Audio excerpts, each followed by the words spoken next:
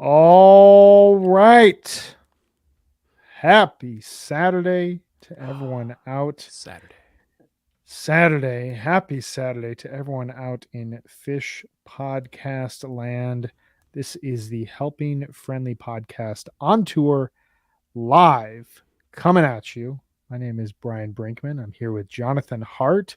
We are hanging out on this great Saturday morning. Really excited to dive into. I don't want to get so hyperbolic in the first couple seconds of this show. Just We're only keep it 34 simple. seconds Just in. say a pretty good show. I want to say a fascinating show. Sure, fascinating's fine. It's There were not some like fascinating moments. now. By the end of this, we're gonna be ranting.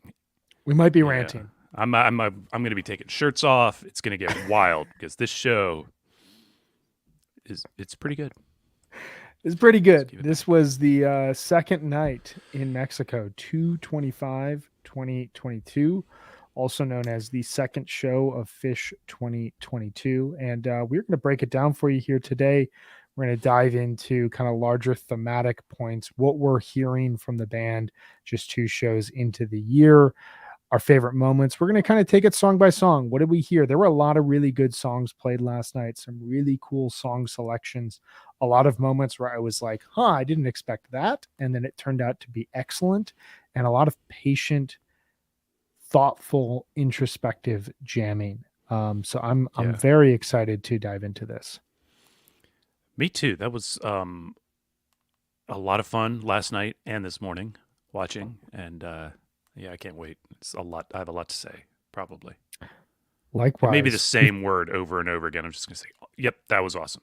That was awesome. Yep, it was That great. was awesome. Yep, It's that good. was Yeah, it was awesome. pretty Oh, it good. was I great. like it when that Yeah, it was happened. pretty good. Yeah, Okay, we're done. Good night, everybody. that's it. See ya. It was a great show. Um, Wow.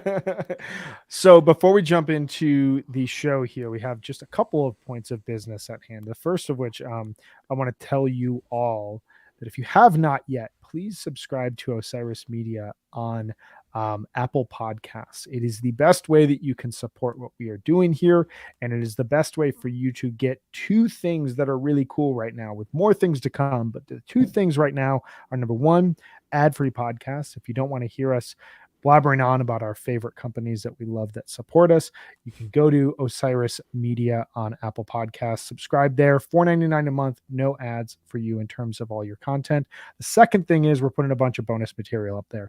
We've put a bunch of past great Under the Scales episodes. We put some bonus Undermine episodes. We put our first in a long time, but first as this universe has allowed it, HFPod premium episode up there. So a lot more to come. We're going to be doing some AMAs. We're going to be starting to plan out some live events here for this summer. We've got a few already in the works. So that's where you're going to get all your information, all your extra content. So Osiris Media on Apple Podcasts, we greatly, greatly appreciate it.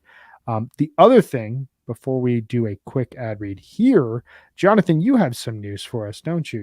You and the Broke Down podcast, you Oh still yeah. are doing this fun little dance, aren't you? So Broke Down Pod, if in case anybody wonders, it still exists. I just, I've been busy being unemployed, which is ironically busier than it sounds. Yeah. And now that I have a job and I'm busy being busy. But I got a great episode coming up for everybody.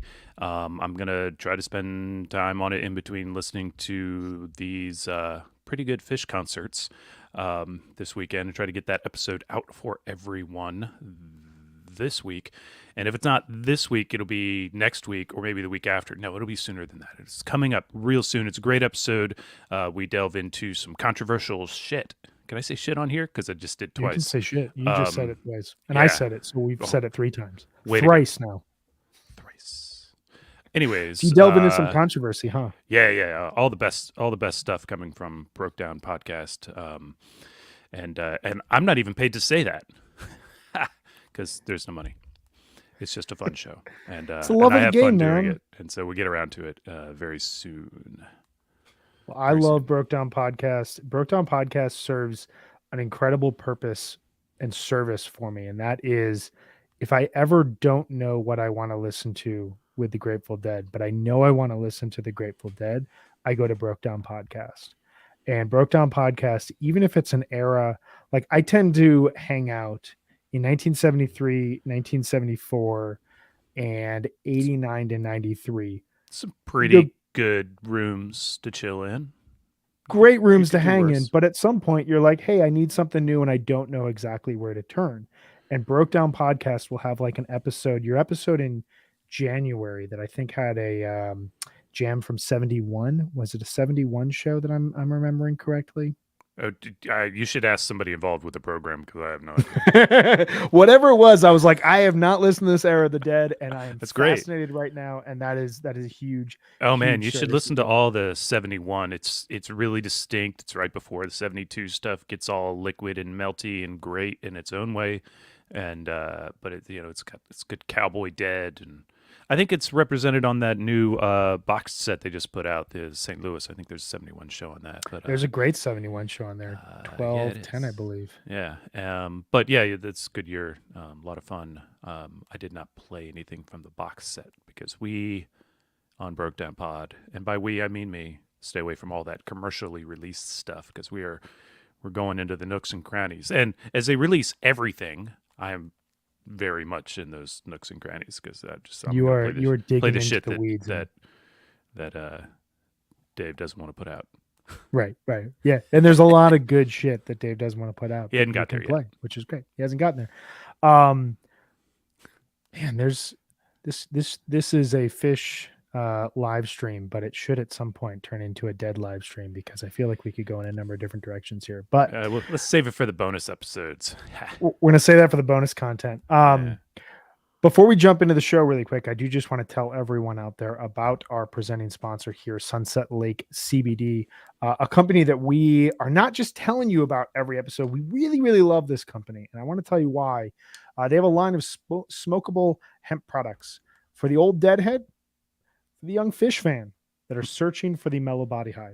So, smoking CBD has all the benefits of high THC cannabis without the paranoia or the anxious side effects. Two things that have at times in my life driven me away from THC. With 9 different strains from this year's harvest, there's something for everyone. Hawaiian Haze is awesome for an outdoor show. Cherry Abacus is best for the end of the night. I know this from personal experience, which I'll tell you about here in a second. All the flowers grown, cured, and trimmed by Sunset Lake CBD farmers. Even better, the Sunset Lake CBD farm to table approach gets you great pricing on premium CBD flower by shipping them directly from their farm to your door. There's no middleman involved there. And they come fast, man. They come really fast. I did not expect it to come as quickly as it did. As I noted, I've been loving smoking grass for about, we're going on 20, 25 years at this point in my life. It's just Is something I that all? love to do. All my good friends love to do it. Like it's just one of those great pastimes. You pass around a bowl, everybody gets a little bit stoned, laugh a little bit, music sounds great. It's a fun thing. It's something I've always enjoyed doing, but I have noticed in recent years that like I wanted something a little bit lighter, and CBD offers me that. It is great body high, puts me in a mellow mood, gets me in that zone I want to be in without kind of anything going on upstairs. It's I can continue to work. I can continue to live in the way that I want to. I can cook in the way I want to while just being as relaxed as possible. So I would encourage anyone out there who's looking for a little bit more of a mellow buzz, check out sunsetlakecbd.com. Use the coupon code HFPod for 20% off all products. That's sunsetlakecbd.com, farmer owned, Vermont grown. I got a friend who I hipped him to some of their pre rolls, and he really enjoyed it. He was like, "This is great. I can actually get on with the things I need to get on with without getting all high and feel good and relaxed, and those benefits." And then he went and he used our code and ordered a whole array of their pre rolls. Like the guy is stocked for at least, well, the way he smokes, at least a few days. No, he got a stockpile, and he's really excited. I had a buddy over last night for the show, and I was like, "You got to try this, man." And he tried it, and I gave him a little goodie bag to take home with. And I said, "If you like this, go to sunsetlakecbd.com, coupon code HFPod, 20% off all orders." And with that, let's jump into Fish's February 25th, 2022 show. I want to set the table really quick, John, and I just want to ask you, we did not talk yesterday, but I know you've listened to the February 24th show. Give me kind of your 90-second breakdown of what night one was like and what your thoughts were going into night two. Overall, night one, it was good, of course. I went into it and listened to, at the very beginning, they started with lizards, and I heard the kinds of things you hear at the beginning of a tour, right? It was a couple miscues, a couple misnotes. Lizards is a tricky song, beautiful Yeah. opener pick. So glad they went with it. Overall, they redeemed through the song. It sounded great, and then they went on to kill it. They went with MoMA Dance, which has a little less in the intricacies, and freaking slayed. And then they Peaches. Okay, cool. What a great, it was honestly good set. Really enjoyed it. I Never Needed You. Funky Bitch was cool. The Tweezer into Piper into Soul Planet into Meat into The Howling into Shade. Whoa, that segment was so hot, so Yeah. good. Absolutely loved it. Evolve is nice. The encore was a lot of fun. Um, I'm a big fan of the Maker from Jerry Garcia Band, and we talked Oh about yeah. this on our little text thread. I honestly had never heard Dave Matthews sing it. I'm not Mm. a huge collector of the Dave Matthews catalog and performances, so I'd never heard him sing it. Thought that was interesting. I wish they had kind of opened it up, let Trey take a nice long I dreamy know. solo, but that's I just know. me loving Jerry Band. It is and putting my own expectations on them.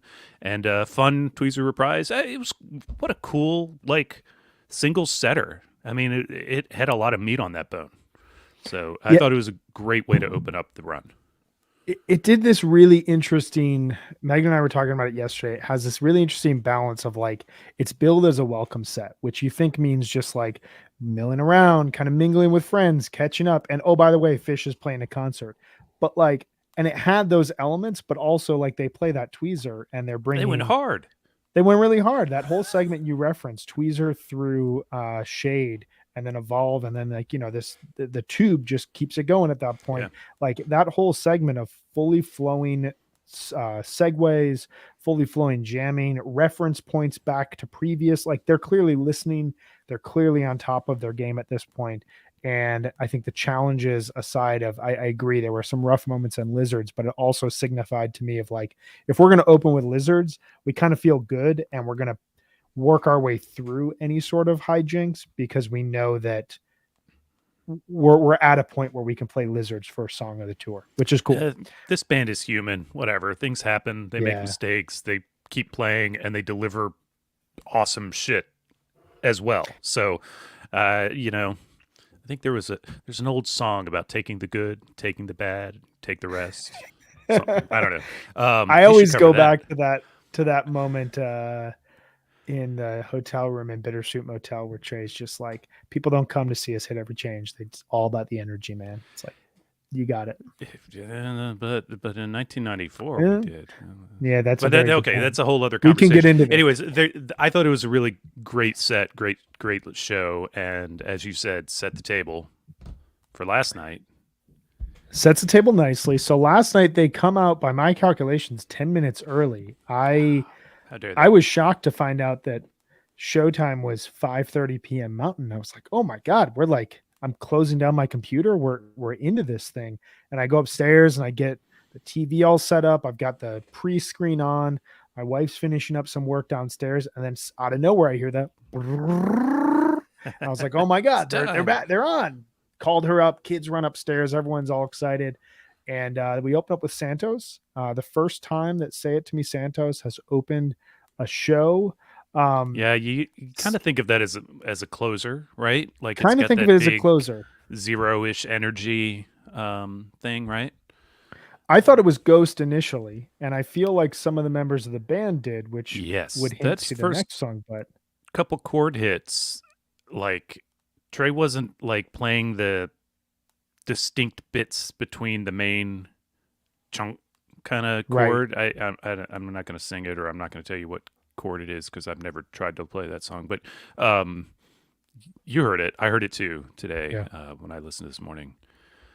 But that's all right. They all caught on fast. Trey started playing the bits that distinguish it, and it was a nice little version of Say It to Me Santos. I thought it was a lot of fun. I thought Um, it had a great arena rock solo. It kind of just said we're here and we're ready. It's night two. Santos is one of those songs that it's really weird to think about it, but it'll be 4 years old in October. Like these Casvote Vox songs had been with us for a significant period in time. We've heard it in enough places and shows. Sometimes it's an encore, sometimes it's a closer. To hear it here, it kind of felt like an old friend, which was nice. it's been here long enough that we have a sequel, honestly. So, That's true. um, and then yeah, so it was short. Like, here we go. Let's play Yeah. this, and then okay, now we play the ghost. And I texted some friends this morning, and I was like, by the way, last night's show was for real. One of them said, yeah, yeah, it looked pretty good, and I was like, don't sleep on Ghost in the two hole because like Santos is 6.5 minutes long. Ghost Yeah. is only 12. Like I have, we're all guilty of this, right? You pull up the set list without hearing anything, and you see how long the tracks are, and you start to get excited about the 25-minute Down with Disease, and you see a 12-minute Ghost, and you're like, yeah, that seems pretty routine. No, that doesn't tell the whole story. I was texting with someone as this ghost was ending. I feel like I've seen a lot of 13-minute long ghosts that transition to a bliss peak, and are done. And they're always satisfying. But like that one added so much more into that transition. Like right out of the gates of the song closing into the jam, they immediately fade to like nothing and then just bubble back up, which Yeah. is this technique I keep noticing them using in these first two shows. We'll get into it in later jams, but like I heard it in the Tweezer the night before, I heard it in the Tube the night before, and then hearing it here in Ghost. You also get Paige going over to the synthesizer really early in the jam. Yep. And it kind of had me thinking like, well, two things. One, they're incorporating these like past techniques towards tension and release peaks with 2021 jamming, this very synth heavy, noise driven jamming. It also had me thinking like maybe there's going to be a way as this year goes along that you can kind of gauge how great the band is feeling by how early Page goes to the synthesizers. Because when he Right. goes there, it's like, oh no, we're on. Like we're feeling it right away. Right, and there's a couple points I've got them in mind for to discuss a little bit later, where Paige is leading from the synth, and yeah, the ghost it gets just into a really beautiful space really fast. This is what, and I've talked about them on the show before. This is what you want from a first set ghost. Like everybody, Yeah. imagines that Ghost is a big second set, 35 minute. Really, this is what Ghost does super well right here. Is that it comes in early, they open it up, and they close it, but they Mhm. really like find their comfort space, share it with us, and now the show is on. You know, Yeah, and it did this cool thing towards the end where like you're hearing this with a lot of fish currently. They could have kept going. They didn't have oh to yeah, go into free. And I don't fault them for going into free. It's the second, third song of the show. Keep the show going along at this point in time. felt right. But that to me was a signifier of like, okay, they still have ideas coming out of these initial peaks. That's promising for the remainder of the show and for the remainder of the run. And they move into free again. Trey on the synth pedal at that point in time. And I remember at one point they're in the jam and the camera pans to Trey and he's just playing this riff repeatedly while playing through the synth pedal.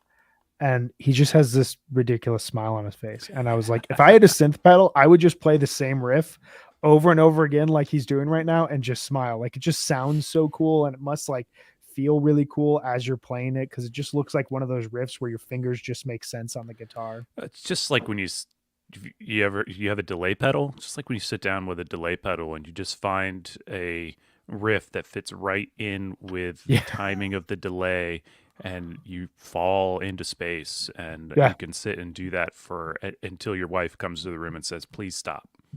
Um, Shout out Matt LaJoy. you're Shout out right, Matt LaJoy right right. now. Well, I've been known to do that right here. I've Yeah. definitely my previous job did it during some very long, boring meetings when I was on mute. Um, I would never do that in my current job, No, for the you record. guys are safe. John is But alert. no, it's just I get that you just find a space. Anyways, I wanted to say about this Free. I think Trey is just well, the whole band. They do exactly what I want Free to do. If it's not going to be the one I saw at Cap Center '95, then it should be like this. It should just kind of rage, get a little weird, deliver some kind of funky drops. Let Mike, deliver some, across the sound field, and then you know, and then kind of get on with it. So that it Yeah. doesn't. This Free is just shy of 10 minutes long. It doesn't feel that long. No. And honestly, Back on the Train, which follows, lays into just the perfect chill groove. It feels longer than the like 8 minutes that it really is, and not in a bad way. It's just like it's just kind of the right groove can stretch on for eternity, even if it really doesn't. And I think they're It, doing that nicely. it reminded me a lot. The Back on the Train reminded me a lot of the Funky Bitch from the night before, where you kind of have to listen for it, but there's a delicacy to some of their approaches here. They're not just jumping into a raging solo for the sake of like, hey, we got to throw some energy in here. Really taking their time, and it's adding these unique features to songs that in the past have felt, slightly by the book. Like Funky Bitch is a blues song that like they tend to approach very, very similarly every time. And listening to that on Thursday night, listening to Get Back on the Train last night, I was like, okay, they're attacking pretty much everything that they've written with newfound creativity and just like an additional sense of patience of we'll get there. We'll get to the peak. Let's just see what happens between now and then. That's often where the magic seems to happen for these guys. Um, I would invite everyone out there who's listening, who's hanging with us as we're going through these sets. Let us know what your highlights were, what your thoughts were on last night's show, as well as Thursday. Feel free. No, nothing's off the table. We'll share these and we can talk about them. But the next song that we have coming up here, Haley's Comet. Man, what a life this song has lived. Like this Yeah. song was a 4-minute intro for so long, and then it suddenly found jamming legs. Obviously 12, 14, 95, 11, 22, 97. For the majority of the latter part of 1.0 and 2.0, every time it was played as a jam vehicle. Excellent versions across the last few years of the 90s. When it came back in 3.0, it was serving as an introductory, a song to introduce the next song in a lot of cases. Always one of the most fun songs to hear live. It seems like we've gotten back to a place where when they play Haley's, they feel really comfortable jamming. And there was no question when they finished the lyrics of the song. They dropped out again, goes into that very chill space groove, and just moves into a jam. What were your thoughts about this version? This version doesn't hang in my brain. I only listened to it once because I missed the first half of the show last night. I'll be honest with you, I was at a family thing. My kid, That life happens. happens. So I tuned in last night during set two, and then sat down this morning.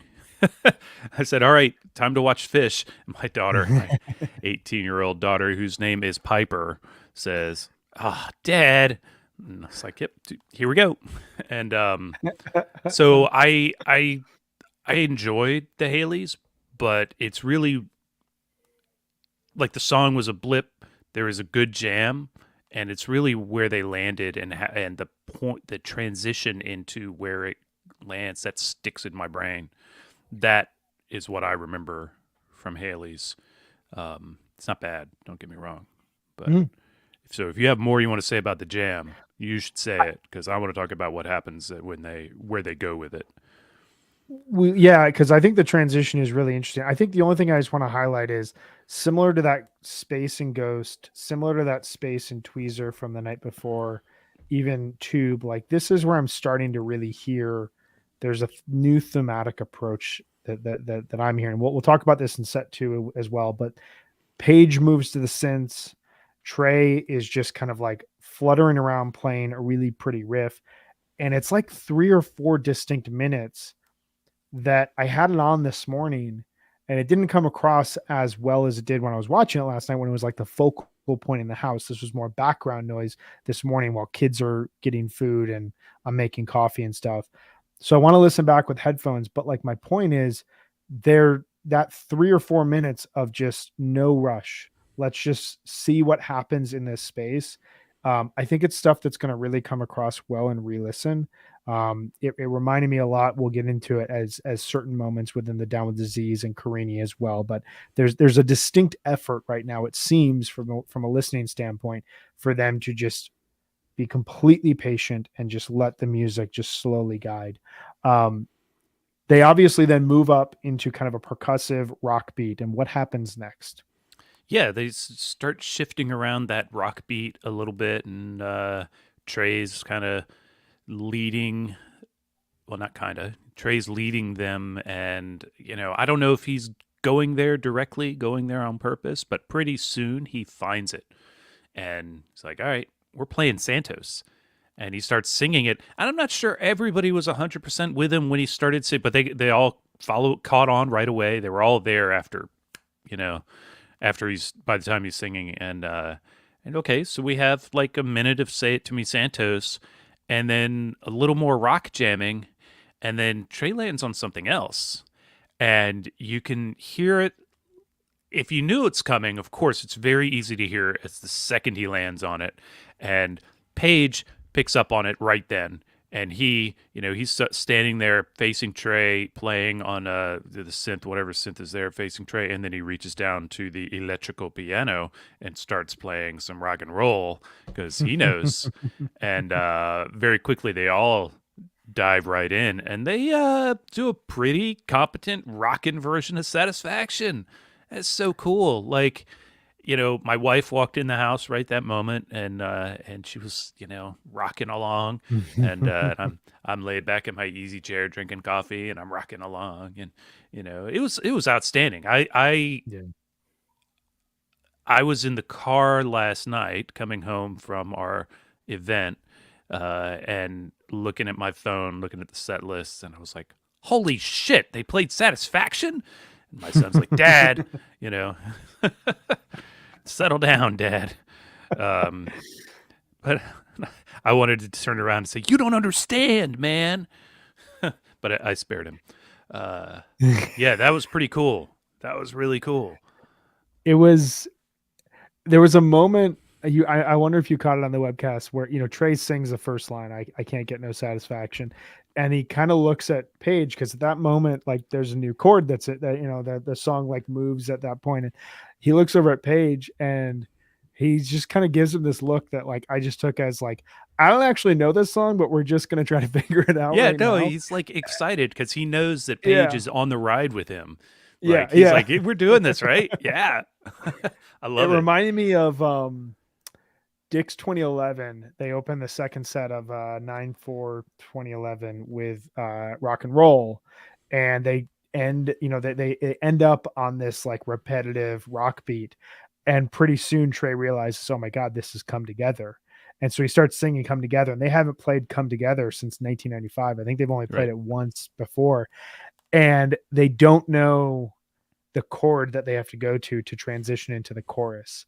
And it's this clear moment of the band, like, we're just going to go for it. And we're probably all going to land in different places, but we're just doing this. And I think Satisfaction was delivered a little, quite a bit better. And it turned oh into, yeah, they only sang one verse in the chorus, which it's fine. all you I don't need. need you to do the whole song. Like the thrill of you playing perhaps the greatest rock riff in classic rock history is just enough for us at that point in time. And it added to this energy, it added to this random factor that is kind of, a part of this run thus far where they can play a jam and it goes into another song and we're now in a new song. It has this like weird 1994 segue aspect to it where it's just like songs are being thrown in for the sake of the song fits the jam rather than the other way around. And I don't know, I thought it was great, and we end up at that point in 2001, which rarely finds itself in set one, but I guess the last two versions have technically been set one versions because the last one before this opened up the Vegas run. And at that point, like all bets are off. They're just playing music, Yep. man. Yeah, no. I want to say I'm a little reminded by what you said reminded me of a point that Matt Dwyer made in his first appearance on HFPod back when he did the big Tweezer episode. And he's like, there's Yeah. this different stages of jamming, and there's the stage where you come across in the jam another song and you go for it, and because you're just excited that you found this thing. And then there's the other stages where you're just you're completely making up new music altogether, and Fish has passed kind of all of these to Yeah. where they when they find a song, it's fun. They have no need to like tease out the audience, be like, "Hey, look, we could just jam into Satisfaction out of nowhere." It's just they're doing it because it amuses them, and they are just they're way many tiers above that thing that Matt was describing. It's talking about like 93, 94 when he brought that up. And they're it's almost like they run that gamut in a show sometimes, Well, because I as just we'll had see from that set thought. two, Exactly. yeah, Like it's such an interesting thought I hadn't considered until you just broke it down like that. Like this show features this like older kind of entry level jamming of like, okay, cool, we play a riff, we dement the riff, and then we find this new riff, and that leads into a new song. And oh, cool, how crazy it is that we're playing the Rolling Stones. But then in set two, as we're going to get to in a second, like there's no need for any it's gimmickry. just The it entire barely point is needs we're making new songs. music. Yeah, it barely needs songs. Yeah, Um, 2001 Chalk Dust ends it. Chalk Dust doesn't go full type 2, but has some like moments where it kind of drifts off the yeah. I mean, page, and it's it's almost great. 10 minutes. It kind of gets a Yeah. little stretchy, but it's type one ish and good. That's it's Chalk Dust. It's They wild that like clearly Chalk can Dust do can just anything. do that now. Yeah, Yeah. they can do anything they want with that song, and I think it's great. And yeah, Yeah. don't make it 30 minutes every time.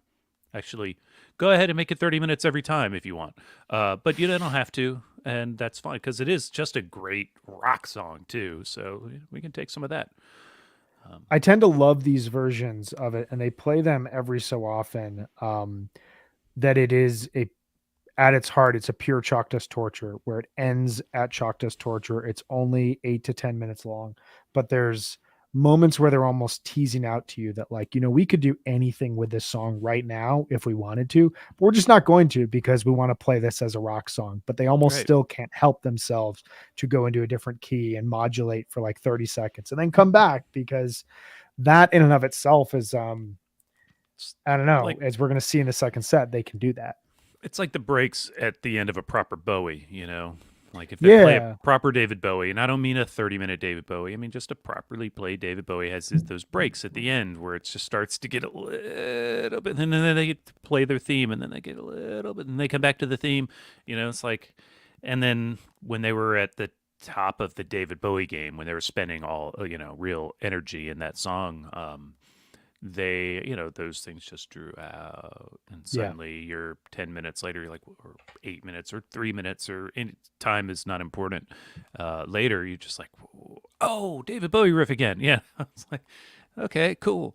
And yeah, they're just very comfortably flexing that kind of power in any song they want, maybe. Yeah. And I felt that, like, to close the chapter on this set one, like I felt that about this whole first set, that every song, like we said it about Ghost, they could have extended the ending of Ghost. They go into Free. Why? Because that's what feels right at the moment. But like it wasn't because of a lack of ideas, which Songs are they good. used to.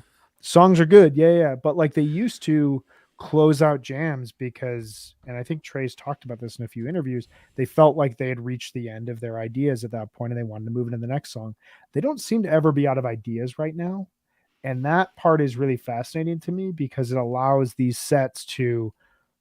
I would never have written down this set list on paper. I would have never written down the tweezer through shade segment on paper and been like, I think this could work. So glad they Somehow it went to works. the howling though on Thursday night. Like how cool was How that cool was moment? that? Anyways, That was yeah, awesome.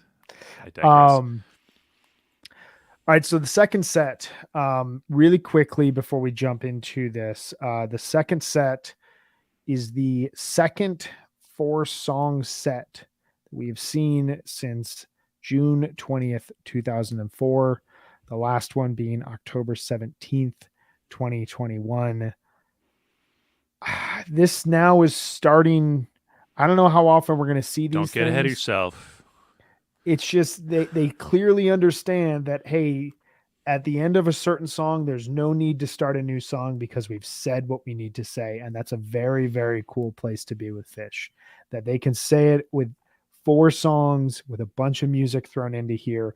And as we're going to dive in, there is a lot of music in here that's fascinating. Um, we get Down with Disease in, probably it's the trustiest, the most reliable slot for Down with Disease, the set 2 opening slot. I've seen so many of these. I'm sure you've seen so many of these.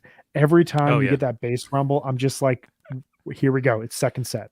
It's the other thing I said in the car while I was seeing Satisfaction, because that set two had already started. It's like, how, that was for my first thought was, how are they already in set two? They started early, as you Yeah. mentioned, and and then, oh, Down with Disease opener. And even my wife, who's not the biggest fish fan, says, "Don't they do that a lot?" And I was like, it could easily have been predicted for the run. Yeah, It's their not move. crazy, not It's their crazy. move. Yeah, it's fine. If I And had Down with Disease, I would open pretty much every second set with it. Like I the mean, idea that they have other songs to open a second set with is just amazing. well, they could have played Drown, but as I said in the car, They could also, have. it's not 2009, so Mm. they play Down with Disease. What are you gonna? Sure, why not? I mean, you're This gonna is do it. it like this. F you if you're gonna complain. Yeah, right. This is it's. Right. Come on. I mean, Um, Disease has just like all the elements of what you would want to open a second set. It's got that like eerie rumble of Gordo, big rock moment in the song itself, huge chorus, huge solo, and the solo sets up perfectly to go into a jam, which that to me, like they can do whatever they want to open a second set, but that to me is like how I would want any second set open because it yeah, just it walks you into there perfectly. Um, I thought we had a really ripping solo from Trey. He was just like he was he shredding. His like hair was banging everywhere, and he was playing the way he plays when he can't touch a wrong note, and yeah, he's just on fire out front. Um, he gives a lot, and everybody gets a go really through this Down with Disease. But you know, excuse me, a little hiccup with my tea. But he Mike opens a song, everybody else kicks a bunch of ass, but Trey just steps right out front and slays the song, which is what this song does, as we talked about in our Hoist episode a couple weeks ago. It's a big guitar solo, jammy kind of song, yeah. and he shreds. But then they open right up into this jam, and it's another one of those where they're just like down. Trey is like they do this again later in the set, but Trey just kind of grooves. Page moves to the synths, and wow, this is a journey. This one is it's such a complete journey that by the time they like it. I walked in the house late middle of the thing. I don't know the timings. I've really only studied it on the video, so I'm not tracking the timings of the songs. But I knew the moment. Like I turned it on last night, and it was in kind of a blissy jam. Mm. And this morning, when I'm watching again, I was actually I'd because I Down with Disease. I was like, all right, well, I've already heard a lot of this, but at some point we'll get to the part where I've heard before. And I was like, I'm going to start this crossword jigsaw puzzle, and I'm laying out pieces, looking for edge pieces, and then I hear it. I was like, this is the part we walked in on. Like I Mm. knew it, and it's so beautiful, very like Yeah. great bliss, just locked in bliss. Everybody's playing. It's not the kind of bliss where every tray's laid out or whatever. Everybody's really playing. Really nice stuff, and by the time it goes into number line, which is a nice segue, I thought I did too. you're ready for that tempo, but also the like joy of that song, like feels so good. It always does. I love this song. We I defend do it here too. on HFPod because it belongs in, everybody's A list, frankly. But this is a great version. Maybe not quite as good as the one we got in Vegas, just Mm. because that one, was so well earned. But it's really nice, like euphoric performance. Yeah, and it does something that we've been talking about, and we hear like they just kind of they drop out, and there's almost nothing happening, but then you hear, and I go back to one of my favorite jams from 2021, the Ruby Waves from Eugene. There's a really good like 4 or 5 minute segment where Fishman is allowing so much space while continuously playing his drums, but playing them in like a non-rhythmic style. I'm not a drummer, so like my terminology may be completely off, but he's playing in a way that is not Well, he's not. What he's not doing is he's not declaring the one. right. He's playing So around it. instead of going bop or whatever, I'm not a drummer either, but I recognize that as a musician. Instead of nailing the one and emphasizing the one, he's just kind of there's an open-ended tempo. Yeah, I mean it's like it's an ambient music technique. And one thing that I Yep. love about that is they're all still playing. Like Mike is still finding really interesting riffs on the bass. Paige is locked in on the synths, and Trey is playing around either with kind of weird chordal like moments along with effects, or he's got a really cool little intricate riff going. So they're all doing something, but they're all connected and they're all just kind of floating. And you get that in the Down with Disease, you get that in the Number Line. Um, what you said you love Numberline. I'm the same way. Like I just had a thought as I was watching it. Like they're on this beach. It's 2022, past hopefully past the worst of a pandemic. They're playing music again. They've got a huge year of music planned ahead. Every time Trey sings "The Only Rule is It Begins," like I think back to, could he have had any idea when he wrote this after receiving that email from Tom of what "The Only Rule Is It Begins" actually meant? Like think about all the things that It have means come for everything. him for Fish, and he writes it like in his bedroom, and it's suddenly like, you know 15 years later he's playing on a beach in Mexico with all these people, and this is their fifth time being in Mexico, and all this great music is being played. It kind of hit me. But the minimalist bliss comes back, and it's starting to make me wonder. I'm starting to hear 2021 as being this like aggressive, in some cases cacophonous, disjointed type of playing that is leading into a little bit more softer edges in early 2022 jamming that reminds me ever so slightly of the way the funk from 97 bled into the ambient textures of 1998. And it feels like a cool place for them to be. Okay, so you said this to me in a text, and I'm gonna share with everybody roughly what I said to you, which is like Yeah. it it could be a trend. There was definitely a lot of cacophony last year, and Trey, getting down with his effects and his echoes and the, synths and just wildness, and we freaking love it. And he's welcome to keep doing it. Um, there wasn't a lot of that last night, Thursday night. There was some more of it on at this show on the Friday night show than there was on Thursday, but it was tempered. Yeah. And so yeah, I think it's just too soon to say whether we're trending, whether it's a real shift or if it's just a fluctuation Yeah. in the thing. But I love the idea of it. I think that this is what always the word I want to use. This is what often happens with fish is that they develop an idea, they go hard on it for a while, and then they kind of fold it in and it's Mhm. in the bag of tricks, and they find different ways to use it, more subtlety. Fish has never been a band to start with subtlety. Fish Right. has never been a band Right. to lead with subtlety. They hit hard on a thing, then they bring it in, and then they learn to use it in different ways. Um, and even ambient music, they went big on that.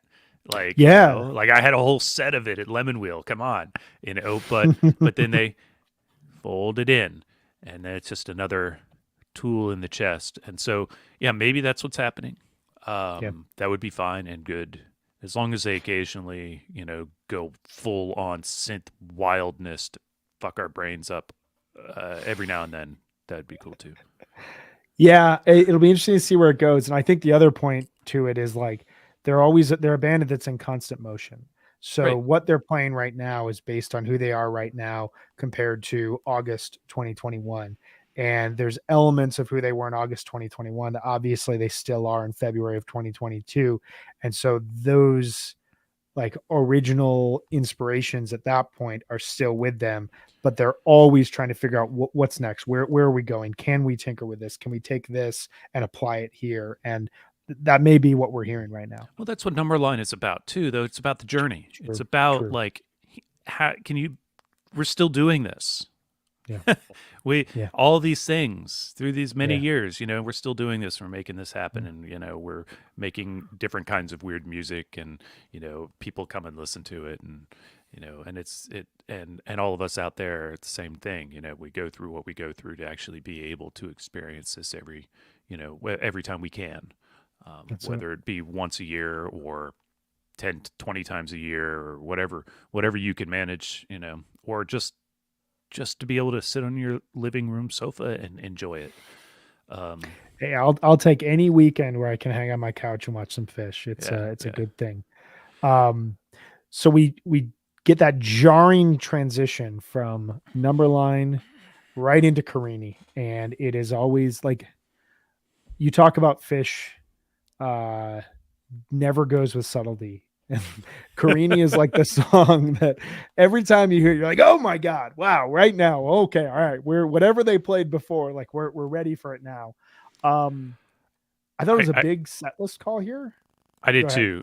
And I just want to say this is a moment like that. I want to call out something. Um, is that me? I think my mic is making weird noises. You're good Okay, it's now. it's you know what it is. It's my phone. Oh, But I there it need my is. phone Oh, because I want to read you something off of it, because I'm very professional. I have do it. prepared. Last night, during Carini, Tom Marshall, our friend, your friend and mine, Tom Marshall tweeted, "Unpopular opinion.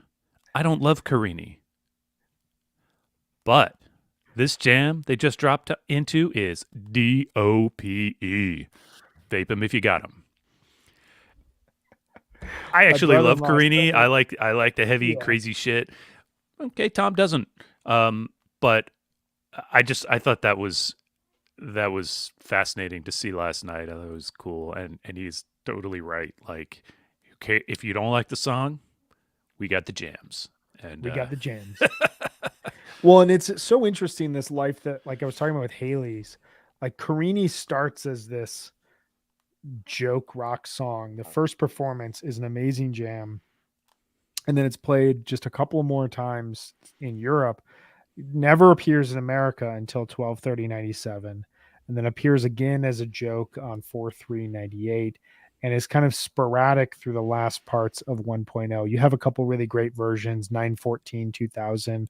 I think Um, even Fish didn't think it was felt like Fish. And I will tell you, when I yeah, first heard it, as a guy who started listening to Fish in the early '90s, I didn't think it felt like Fish.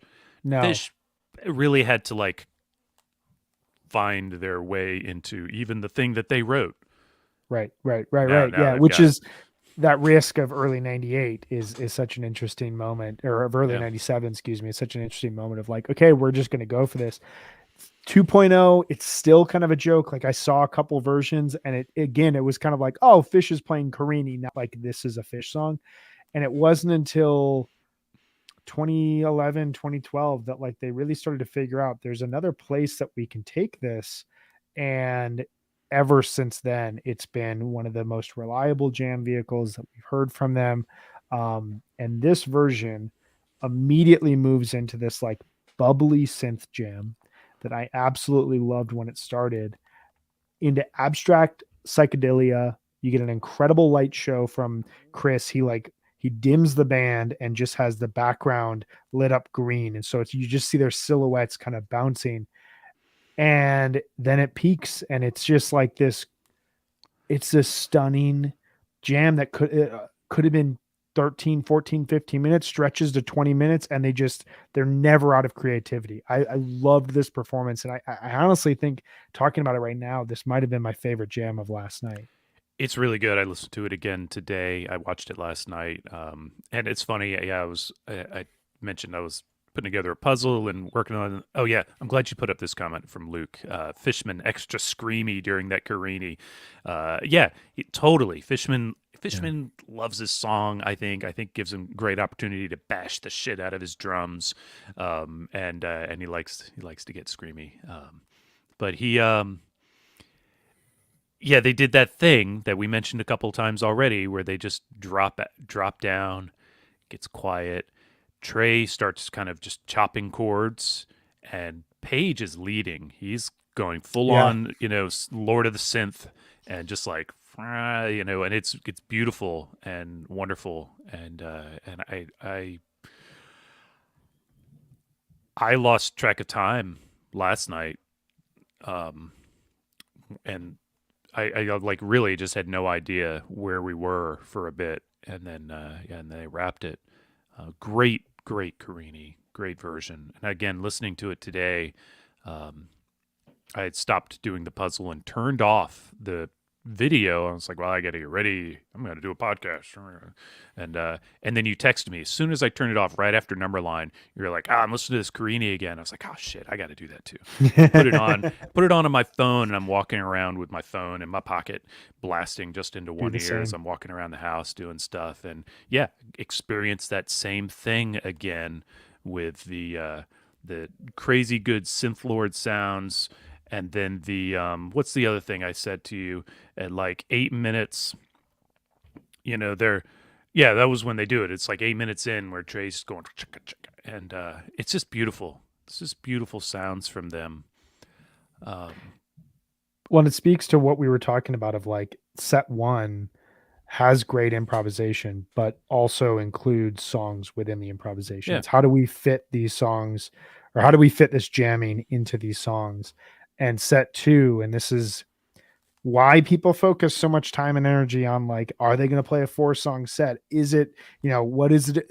It's just, there's something about when they only focus on 4 songs, the music just like bleeds out and it's all new music and it's all new ideas. And you get this interesting comparison between set one and set two of both are excellent, but both showcase these two sides of Fish, where one side wants to play some songs and have some jamming accompany it, and the other side just wants to jam. And that is kind of like a perfect recipe for a show. Like I can't Oh yeah. imagine a better structure in some cases. Like I don't think last night is like the best Fish show ever, but like structurally, it kind of gave me everything I've ever wanted. It's ideal form. Yeah, There may be a couple songs I would sub in, sub out totally. in making my like perfect show or whatever, but I don't get to make the show. Fish makes the show, and it's I think it's pretty good. It's pretty good. I do wonder, like again, like where are they now? Like if I had a good opportunity to ask Trey some questions, one of them would be like, "Are you guys still not analyzing? Are you planning anything? Like what? How much are you planning preset? Like, do Yeah. they walk out there and say, let's do Down with Disease?" and then nothing else? Do they walk out there Right. and and decide once they're out there? Because we've heard updates and we've talked about it over time in 3.0, but I got to feel like I have to imagine that changes a little bit for them over time. I would believe they're probably not doing the analyzing thing still, other than your normal self reflection. Um, but yeah, I wonder. Can we talk about a song I heard the ocean sing? Absolutely. It's the next song and it's oh, it's a great, great version. Go ahead. Yeah, exactly. It is a great version. That's part of what I was gonna say. But the other thing about it is that you know, two things. One, I've only ever seen one version of this song, so what the fuck? Hmm. But I always miss it. I saw it in Pittsburgh or whatever in 2019. But they, It's only been played 42 times, so it's yeah, it's but it's a still, rare that's song. that's not cool. They keep Yeah. skipping me. But more importantly, this one gets to a certain place that I always want a fish jam to get to, which is the point of which I was listening to it today. I had no idea what song I was listening to. Yeah. They were really there, and I was really Mhm. right there, and I was like, I was listening, I was enjoying. Um, I was like, this is fucking great. What am I listening to? And I pulled out my phone to double check because I don't know, I lost it. I lost Yeah. continuity, and they kept going and took it to a really great distance, and in only 14 and a half minutes. God damn, And it's it's good. shorter because that I think the last two Right. minutes are Trey thanking Oh, right. the crew in Mexico and stuff. So I think it's like an 11 or 12-minute long version, but What the you're hell? absolutely right. They I was writing down, I'm just pulling up my notes. It was skronky, it was shoegazy, it goes into this big arena jam. It like Everything this song can do. yeah, but then it loses it moves beyond the A Song I Heard the Oceans Song I Heard the Ocean Sing theme. And I was listening to it again this morning. I was just like, without any effort, they kind of just decided it sounds in the moment that this is going to close out the set. So let's bring it into a major key and really stretch that and then end it on a high note. And it did it in a way that there's no version of A Song Out of the Ocean Sing that I can compare this to because it's completely unique in its overall structure. I don't think that it ever went back to the wah wah wah, the closing Yeah, I coda don't jam. I recall. think it like closed on like just a big chord, and I'm a huge fan when they do that, when they don't think that they need to go back and close something out properly. Instead, just let the jam that you found close it out, and that's the statement at that point in time. It's a hell of a statement, I think. And then Trey, come out and gives everybody the broad. He gives the thanks and the broad appreciation, the kind of thing you might think would be reserved for the end of the run, but they're just so stoked. They've had a good set. They've had a good show. And he's like, "Yeah, this is great. I'm so glad to be here. Thanks for having us. Don't lose our number." Yeah, as if. Um, and then again, I'm going to jump into the encore. Again, they go Yeah, with the very patient, I think, very patient Velvet Sea. It was a yeah, beautiful Velvet Sea. They could have ended on that, no problem. I mean, I would have thought it was a little early because it felt so early yeah. um, on the clock, but there was plenty of show had happened, so there was no lack thereof. I thought it was a beautiful version. Um, I thought it was gorgeous. I thought it was, yeah. to your point, like the patience that they're taking with everything, applying it to a ballad at this point in time it's the right move. And a ballad Oh like God, yeah. Velvet Sea at that moment, as predictable as it is that you're going to play a song I Heard the Ocean Sing and Waiting in the Velvet Sea next to the ocean, And just do it. free, Just lean and into it. that's fine.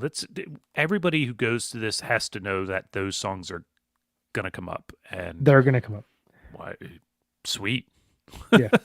Dancing on the beach, like Trey's gonna mess with the lyrics of Down with Disease. Yeah, You're gonna get sand in play. Like all these songs are gonna happen, of and course. it's that is the band almost applying. Like they do this at Dick's a lot, where there's so much history built into Dick's that they'll play past references to past jokes Yeah, when they're there each year. And Mexico's kind of becoming that in a sense. This is the fifth Mexico run. They have enough built in, like, hey, we're playing sand, wink, wink. We're on the sand. It's pretty I- funny, but also we're going to play a kick ass version because that's what we do. I'm gonna have to go to Mexico to hear a song I heard the ocean sing again, aren't I? That's what you're going to have to do. That's where they Shit, guarantee to play it every year. my Spanish is We not go that into good. Antelope then. And What? Yeah, I was like, really? Okay, cool. I did yeah, not see that coming. I was a little surprised. I was a little surprised. It was great. I thought it was a good version. yeah, I don't know. I don't know if I No? predicted anything at this point in time. I just kind of was going with the flow. And Antelope is such a great encore and such a killer way for them to close out a show because it gives you kind of there's a surprise. There were no glow sticks because it doesn't look like glow sticks were flown in, But you just get like the crowd, you get the crowd energy in a way that Antelope is one of those songs like Bowie, like these, classic Fish songs that is only really capable of truly, truly giving us. So I thought it was a good encore. I thought it was a good close to a show, a proper close to night Oh yeah, 2 in Mexico. yeah. I mean, I think that when I think of a Fish show, I think ending on a ballad is fine, and Mm, doing a ballad only encore is fine for a Fish show, particularly a really good Fish show. However, yeah. it's not typical, but also this is Mexico. It was what, 9 o'clock. So Yeah, it's early. you send everybody back to the hotel to party, and so yeah, let's send them out rocking. And we got two more nights. Jesus, 2 more nights. Yeah. oh good God, I'm gonna be a little tired come Monday. Good thing they start early, because otherwise I'd be really tired come Monday. Yeah, the Sunday show starts at 3 p.m. Mountain Standard Time. I'm gonna be like Oh wow, mid-afternoon. Like that is a peak time of like kids are in the bath, meals are being prepped for the week, house is being cleaned. Like you guys are there's so way much too happening in my organized. I'm house. like, what is that? 5 p.m. I'm gonna be like, I don't even know. I can't even figure. It might be time for a beer. I don't know. That's about the only thing you could It's a good guarantee on that's a a good Sunday beer at time. 5. That's Yeah. a good beer time. Um So yeah, so we close out night 2. I think that this has been a really strong run thus far. First 2 shows have been a ton of fun. A lot of surprises, some really great moments that I already know musically. I'm going to go back to and listen on repeat to kind of figure out what's happening in the months between the Mexico run and the MSG run in April. This is kind of exactly where I feel like you want to be 2 nights into a 4-night run. It's there's still songs on the table, and the music that they've played thus far is encouraging to the point that it feels like something. I don't want to predict anything, but it feels like they still have more to say musically, which is a really cool space to be. Yeah. You should put up this last comment that we have here, because I'd like to transform this into a prediction. Uh, Shout out to Stacy, who got her first Mercury in 2017 while dancing in the ocean. That's rad. That sounds like a pretty good time. Very rad. And here's hoping that we get one of those tonight, maybe? I would Tonight? love to Yeah, hear why not? Mercury. I have no reason to predict anything. Nothing on the no stakes, no information, but that sounds like a good call. Let's hope they play that. That would be a lot of fun tonight. Big time set to Mercury. Let's do that. Yeah. That's a good thing to put out in the universe. Um, well, we will be back here tomorrow at the same time. We're gonna have a special guest here tomorrow.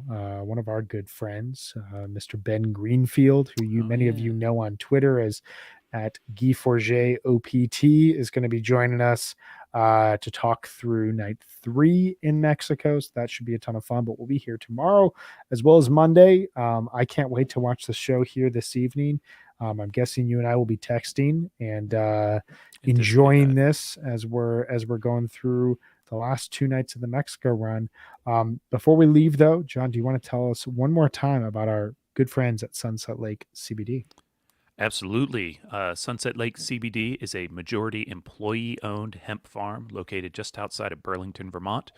For years, Sunset Lake was a dairy farm producing milk for Ben& Jerry's ice cream, and in 2019 they diversified and started growing hemp for CBD. Sunset Lake CBD embraces Vermont's tradition for land stewardship by using sustainable and regenerative farming techniques. And to build and protect healthy soils, they're 100% pesticide free. They use minimal tillage, implement cover crops, crop rotations. They also serve as a research farm for the University of Vermont agronomists. That's a fancy science word. So they're You into got fancy it. science too, to study hemp and inform best industry practices. Look, I, somebody would say that I'm not old enough to be a hippie, but I am a little bit like a hippie in many of my beliefs, practices, and among those are belief in protecting this planet and growing crops sustainably, and taking care of what we have. while we have it. And I really like companies that do that. And Sunset Lake is one of those. Also, I like their products. We've talked about it a bunch, but I have on my desk their hemp salve, which if you're watching, you can see it right there in my hand. It's got a little arnica in there too, and I use it on my hands. I've got arthritis, and it helps. Just a little help. It's all you can ask, right? Goes a It's long it's way. nice, and it feels good too. So I am a user and believer in this stuff, and I especially like that it's coming from somebody who takes care of the land that gives them what we use. So you should check them out today at sunsetlakecbd.com. Use our coupon code HFPod for 20% off all products. That's Sunset Lake CBD, farmer owned, Vermont grown. And there it is. We will There it see you is. here tomorrow. One last reminder for today to please subscribe to Osiris Media on Apple Podcasts to get ad-free content as well as to get bonus episodes. We put out a bonus HF Pod episode earlier this week. We'll have another one coming probably next week. A lot of good stuff from the HF Pod team. We may actually see guys more of you in the coming months and weeks. There's a lot for us to discuss here, and we're realizing that perhaps one day may not be enough. So stay tuned for a lot of cool potential new information from HF That's Pod. that's a pretty wild non-announcement right there. I wonder if anybody Non-announcement, caught it. announcement. Yeah, we'll Yeah. see. We'll see. We'll see.